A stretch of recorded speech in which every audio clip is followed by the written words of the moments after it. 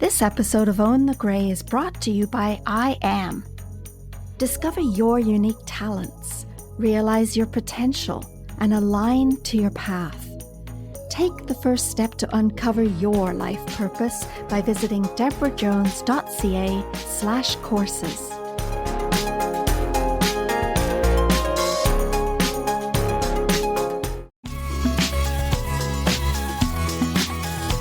Welcome to Own the Grey, a podcast to dispel the notion that aging is undesirable and setting new, positive attitudes. I'm Debra Jones, and I believe you can be vibrant and healthy throughout the best years of your life. Debbie Weiss is an author, coach, speaker, and podcaster. In her new book, On Second Thought, Maybe I Can, is available on Amazon, and she's the host of the Maybe I Can podcast. It's an appropriate title because she stopped saying I can't and replaced it with maybe I can. And that little tweak has changed her life. Debbie overcame her limiting beliefs and is now following her passion by helping and inspiring others to do the same. I'm excited to have you share your wisdom on Own the Grey, Debbie. Welcome to the show.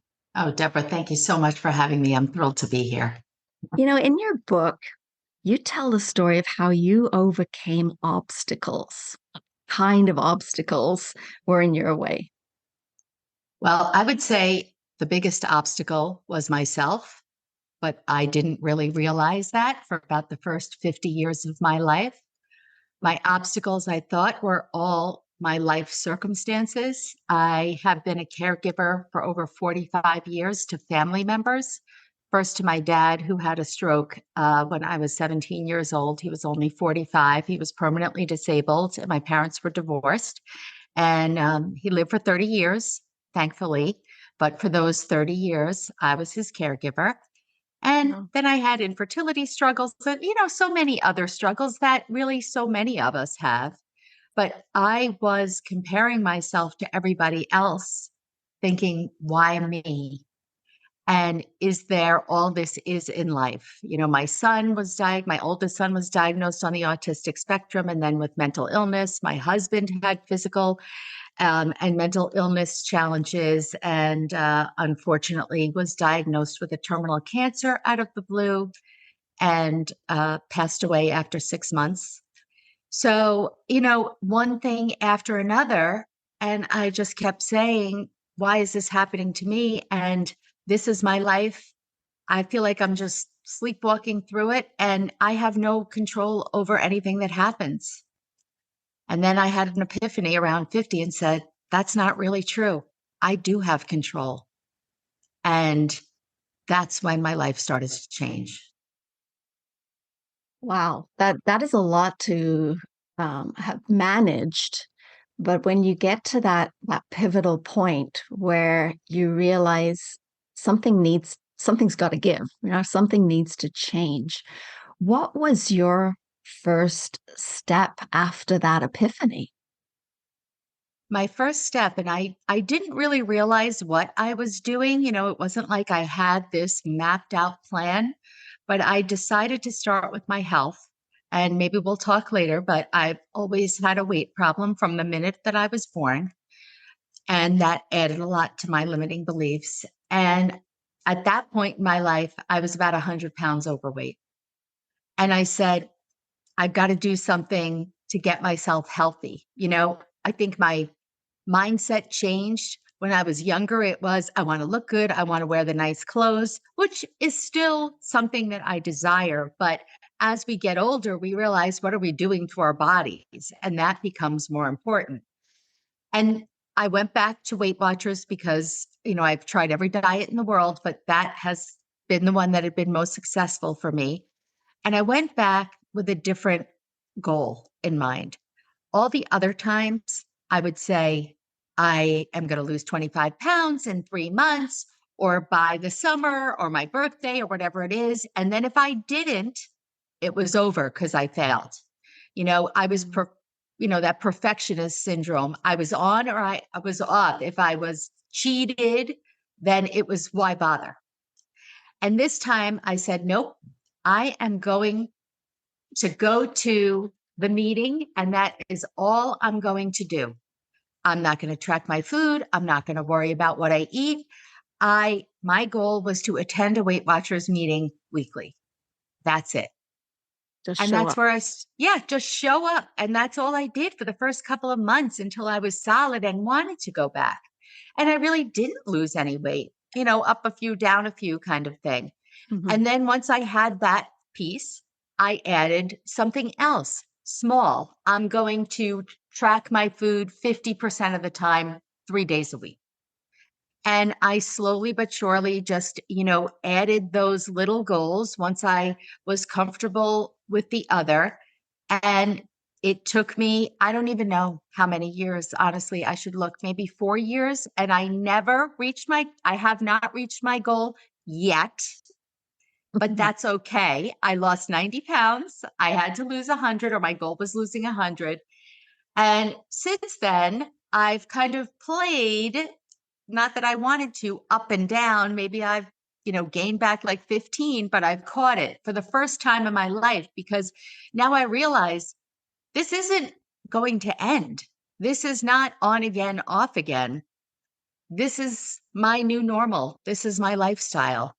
And, I am still in the process of learning how to manage it, but it's the first time in my life that I have ever been able to do this for such an extended period of time. Wow. So that shift in your thinking, I think played a big part in that. And it's those limiting beliefs. Like I've noticed that in my own life and in the life of my clients too, that it's the limiting beliefs that really keep us stuck, and we tend to stay in that disempowered state, afraid to expand or make any necessary changes, for our own evolution. And, we can often see where these limiting beliefs stem from, but how do we move past them? Do we have to change our mindset, or does it go deeper than that, do you think? So I think we first have to figure out, what are our limiting beliefs? That was something that I wasn't aware of, that was something that all of us have from the time we were children. And however you need to explore and, self-reflect, whether it's therapy or journaling or whatever modality, but to first figure out what it is. And what's interesting is, then once when you look back on your life and some of the decisions that you've made, you realize how those limiting beliefs have really affected and permeated your life. Mhm. It was after my aha moment that I realized that it was all about my thoughts. I just assumed that if I was thinking it, it must be true. I never really even questioned it. And then I realized I've been telling myself lies. I've Mm. been talking negatively about myself. Mhm. I've been telling myself I can't do something. And that's not true. The things I'm saying are not true. And I think one of the hardest things, but most important, is to catch yourself when those thoughts are actually coming through your head and realizing you're doing it, stopping it, and reframing what you're thinking. Yeah, it's not the easiest thing to do, but it's something we can practice doing. Sometimes we make it, sometimes we don't, kind of thing. Yeah. So when you did your own soul searching and you discovered some of those things that you saw how you were standing in your own way, how did you get to from that point, I can't do this because type of thing, to maybe I can? Like, was that something that was like your mindset shift mantra that you used, or was it something that had to gradually, something that you had to learn gradually?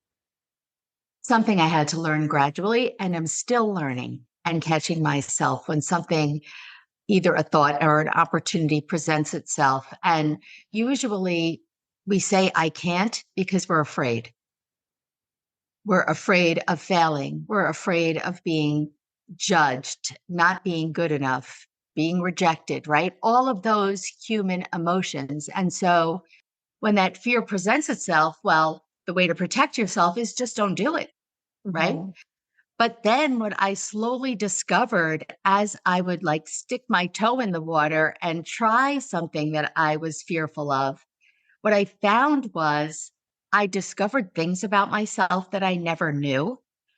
I was proud of myself for stepping through my fear because I don't want to say I overcame it because I did it scared. I did it anyway. Mhm. Right. And once you get a taste of those teeny little victories, it's one thing after another that starts to add up and it helps you gain that confidence. You do something once, you get through it, you get to the other side, and you're like, wow, I did it. And now maybe I could do something else and maybe I could try something else. And it's a slow progression in answer to your question. Yeah. It's like we're growing. I mean, we are wired to grow and experience new things. And when those fears step in our way, we feel that that doesn't feel right to us, but it's almost like a safety place, right? Go back to the comfort zone, right? And growth doesn't happen in the comfort zone ever. It's always when you push yourself out a little further. And in your podcast, you talk about growing your potential. So the idea of discovering and then expanding on that. And I assume that you found ways to expand and evolve. And I wonder if you've got any tips that you can share with us on how we might do that too. It has really been a combination of working on my mindset and also tuning into my gut. You know, your gut gives you little messages. And so many times we ignore them or we don't notice them. And I started really paying attention to, it all started for me, my mindset shift. It started by listening to a podcast. I had never listened to podcasts. I had one friend who, always told me about them. I didn't even really understand what it was. I remember saying, who are you listening to? Like, who are these people that are talking? And she says, well, I don't know. You know, I said, so if I go on, what do I do? And she says, search a subject. So, of course, I search weight loss because that was my main subject. And, I then found people I liked, I didn't like. And I heard a woman interviewed on one of the podcasts, and she had her own podcast. And I went and listened to her. And she was really a mindset coach. And she was launching a program. And it was expensive. And at the time, money was one of my main concerns. And I kept saying to myself, my logical brain said, you're out of your mind. You're worried about money and now you're talking about spending money, no Mhm. good. But something kept drawing me back to the website, drawing me back to her. And I said, I'm doing it because something's telling me that I need to. And I did. And I'll tell you, the first few weeks, I was the biggest pessimist. You see, she just stole my money. These were the things I was telling myself. She just stole my money. She just roped me in, and I'm not going to get anything out of it. And I have to tell myself, give it a minute, And I did, and I stuck with it. And I have to say, that was the beginning of my transformation that I'm still on. And since then, I've really kind of tapped into what feels right to try for my next step. And not every step is right, you know, but that's okay because that's how you learn. All right, so that wasn't for me. Let me go back to that fork and see what else is going to come up that kind of has piqued my interest and keeps showing up for me. Yeah, it's that fear of failure that really, I mean, I feel that too. It's like, what if I fail? And, but that failing, they say failing is just simply one step towards the success because you need to know what doesn't work to be able to figure out what does work for you, right? And so it's not a failure as in you're no good, you're a bad person, you've made a mistake, shame on you, that kind of thing. It's more of, okay, so what did I learn out of that experience? Because you'll get something out of it. I've taken courses too, and when at the end of the course, it's like, well, I didn't learn anything, but I did. I learned that I already know that. So it's really a shift in your mindset. I totally agree is really necessary. But to give yourself permission to step outside your comfort zone because something new will be there for you. I always say to my clients, if you don't like your situation, you need to make a change. Any Exactly. change. One new thing will set you off in a new direction and you get a new outcome.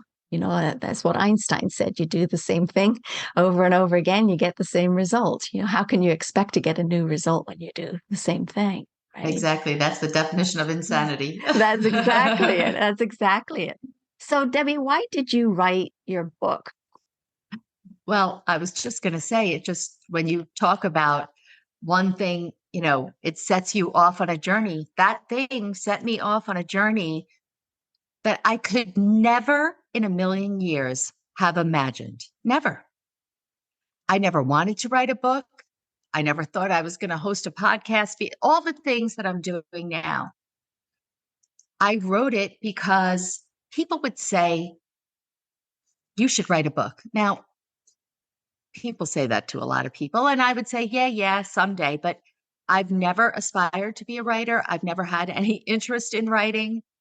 I'm a numbers girl. I've always told myself I'm not creative. And once again, I was listening to a podcast. I heard a woman who helped first time authors get their stories out there. What she was talking about resonated with me. So I met her, loved her, and thought, maybe I was meant to write a book. Maybe I can do this. And it was a 12-week course. Like I said, for first time authors, we were a small group. And when I signed up for it, I had just found out that my husband had been diagnosed with MDS, which is a blood cancer.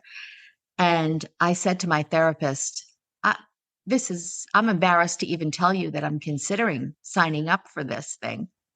And she said, I think this is the perfect time to do it. I said, really?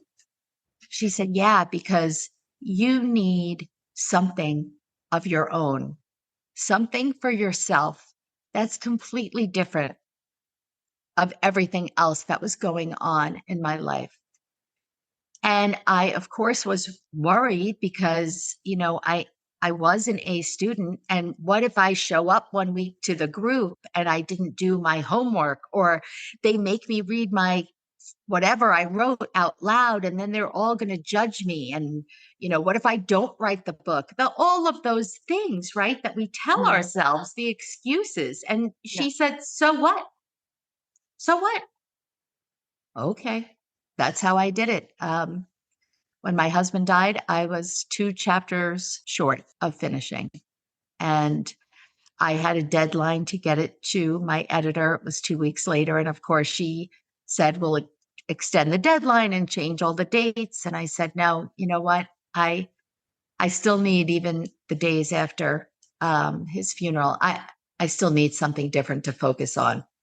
And so I did. And I finished. And now I still can't believe when people say you're an author and I'm holding my book and people are telling me, that they're reading about my life, which is scary too, right? Very scary to reveal. I revealed some things that I had never, one thing in particular, I never shared with anybody before. And now it's out there for the world to see.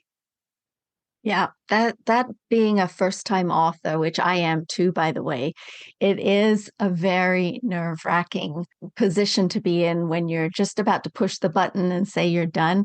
It took me 4 years to push that button and say I was done. You could just keep going. Perfectionism was, my downfall. And, until I heard somebody say that done is better than perfect. Right.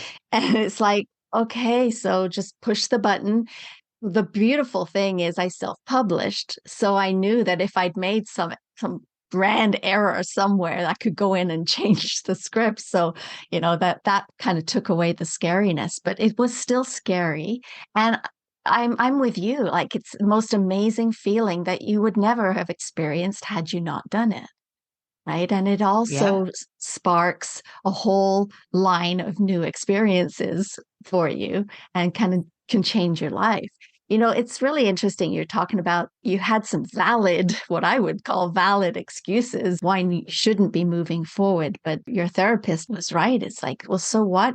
You could try it and see what happens. But I know a lot of people will have that excuse of, I'm too old. What do Yes. you have to say to them about that? Oh my goodness, you're never too old. I was on a writers group. I don't recall what it was. And I was the youngest one on that group by far. And I'm 60. Wow. These people were writing their first book at 85. I was blown away. You are never too old. As long as you're breathing, you can make it happen. Why not? I mean, who says that there's a time limit? Especially as we get older, we're wiser. We might have more resources, and you don't necessarily need resources. Whatever you really want, you can find for free online. Mhm. But, if you want to speed up the process, then resources help. Yep. But whatever it is, instead of, I don't know, I feel like you said in the beginning, our minds are meant to be stimulated. And when we learn something new or try something new, it just creates such a feeling of excitement and really can just shift your outlook. So why not try it? What's the Yeah. reason? There is no reason. Yeah. Yeah. So you mentioned again in one of your podcasts about some ways to fulfill your potential or sort of the steps towards doing that. Can you go through some of those with us and just kind of give us some framework maybe of how to do that? What's important? Well, as we've been discussing, your mindset, your thoughts, changing those thoughts. Something that I learned that I've found very helpful. It's from the book, The Success Principles by Jack Canfield. And there's a formula in there that is E plus R equals O, which means event plus response equals outcome. I was always under the impression the event, the circumstances, whatever that was, someone being diagnosed with an illness, you yourself being diagnosed, money problems, whatever it is, I just thought, oh, well, this is it. And that equals the outcome. I had never thought about the R, which is your response, which is the part that we all have control over. Hmm. And so for me, since I am a math girl, I like those formulas, but that just resonated with me. I don't like my life.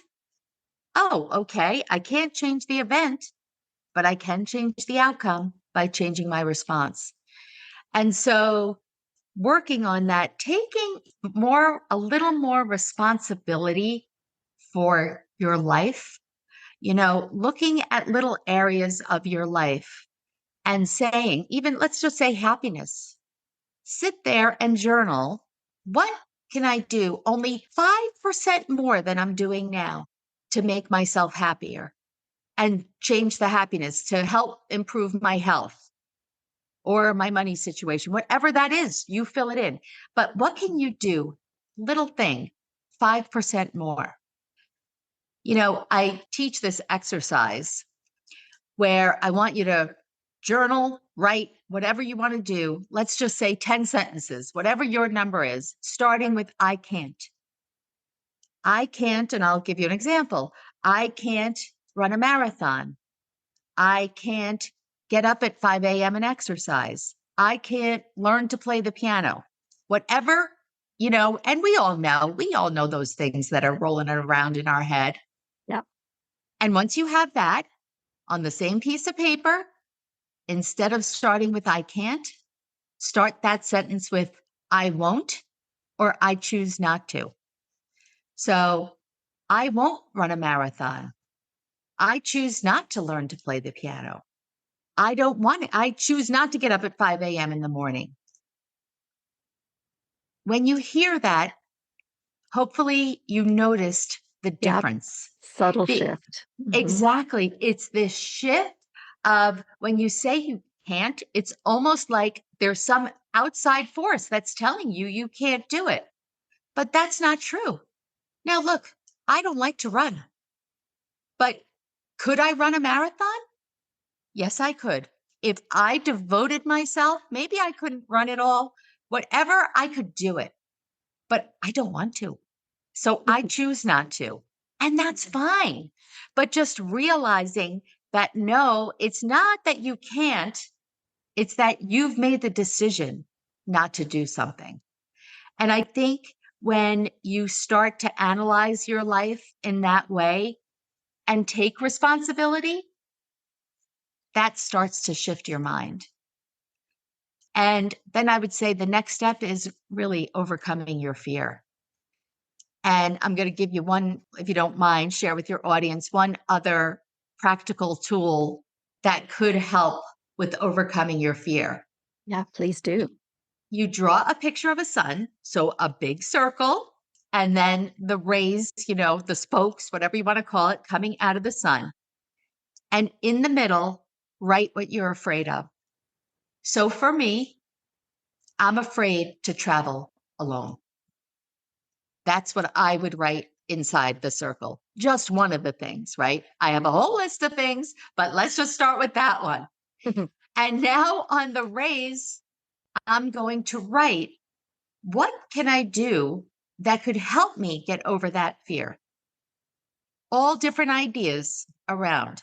So I could go somewhere alone just for an afternoon.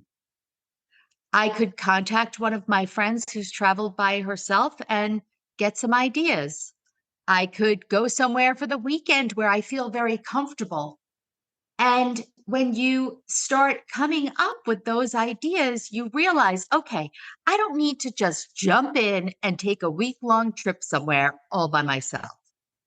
It's just like everything. Let's start small and figure out what little thing can you do that can help give you that confidence to finally do that thing that you fear. I love that. That's really empowering. When you start to see that you're coming up with your own solutions, then it kind of kicks the fear in the butt there. Exactly, exactly. And it's just like I think all of the things that we're talking about, nothing happens overnight. It wasn't like one day I was, a victim of my life and the next day I was empowered. But we've got to start somewhere. And just what I've learned is the process of doing this alone is empowering. We know when our finish line, well, we don't know when our finish line is, but we know what that will be. And we should be evolving and constantly working on this. So, really, the living comes in the journey of discovering yourself and of trying all of these different, ideas. That's a really great quote. Living comes in the discovery. In discovering yourself, right? Because Discovering that's what self. we're doing. Yeah, living is in the journey of discovering yourself. I love that. So we shift our mindset. We address a fear or some of the fears. And when we have in mind something that we can do rather than what we can't do, I mean, that's the title of your book. Maybe I can.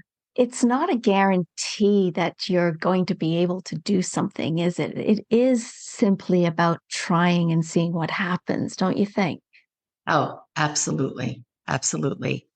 I have tried so many different things, and some I said, okay, yep, that's not for me, but at least I've given it a try and I've learned something. And maybe in that process, I thought about it sparked something else that, okay, it might not be this, but it's this. Let's now explore, let's go down that different road. Yeah. It's not unlike surfing on the internet. You go look for something and you end up somewhere completely different. after about an hour or so. Yeah, I know that happens too. Exactly.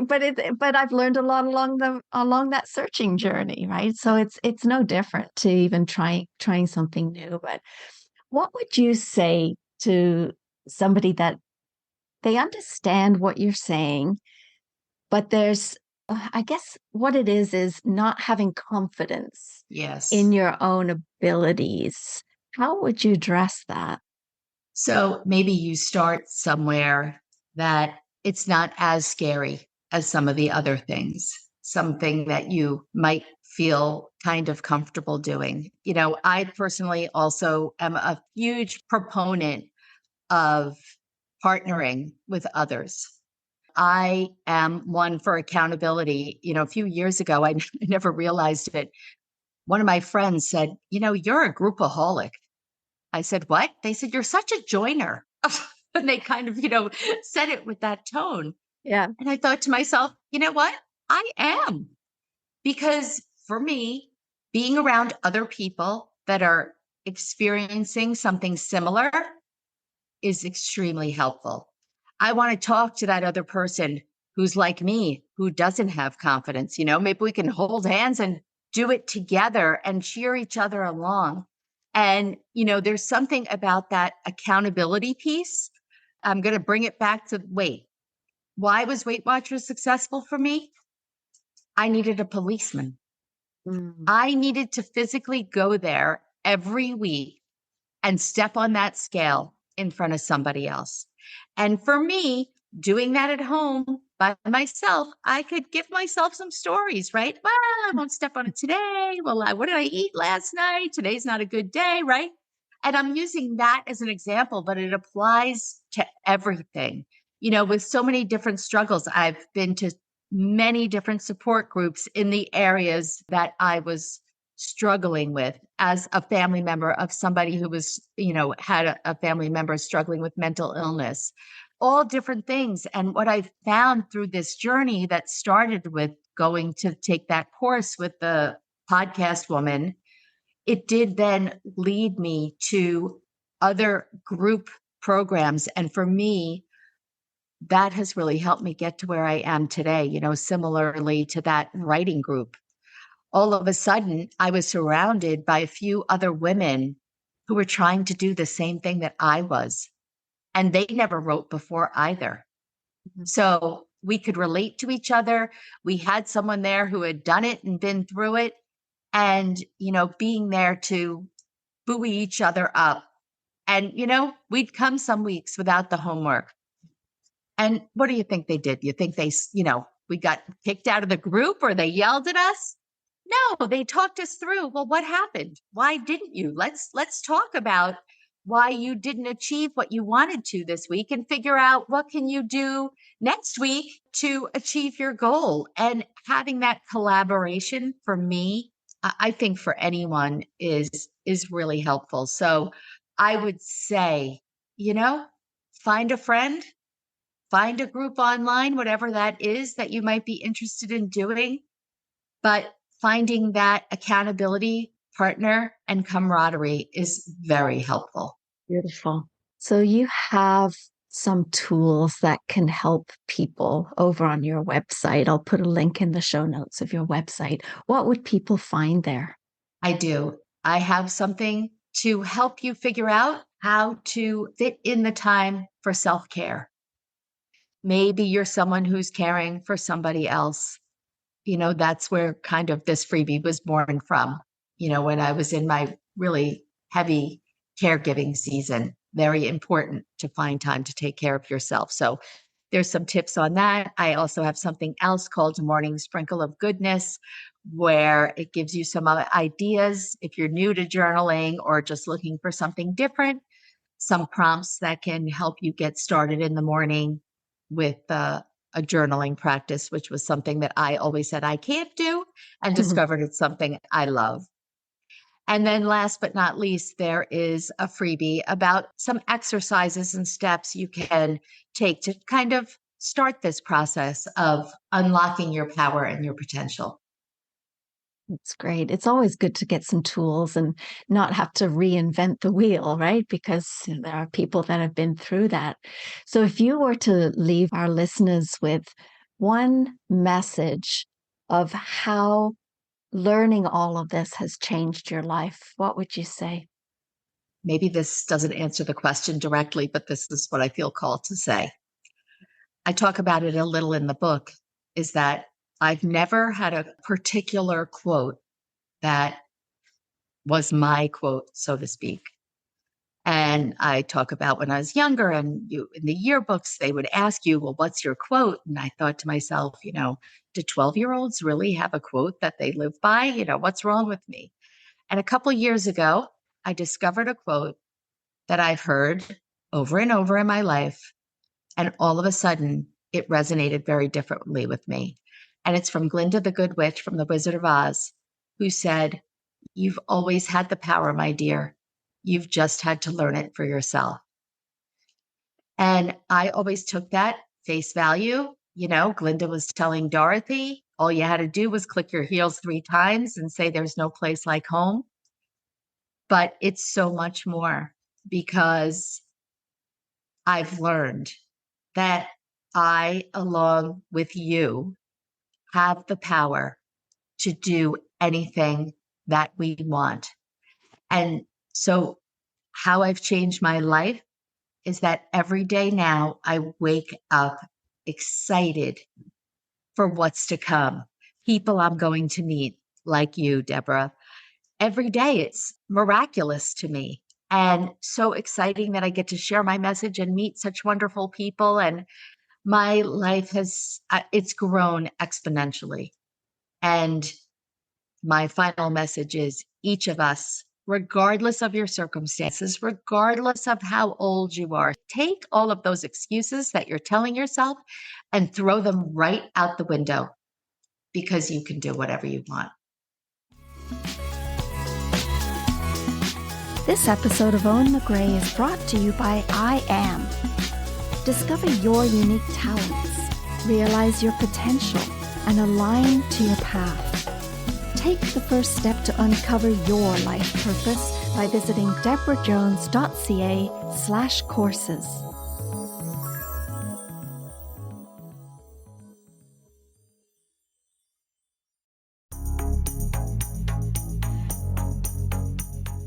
This episode of Own the Gray is brought to you by I Am. Discover your unique talents, realize your potential, and align to your path. Take the first step to uncover your life purpose by visiting debrajones.ca/courses.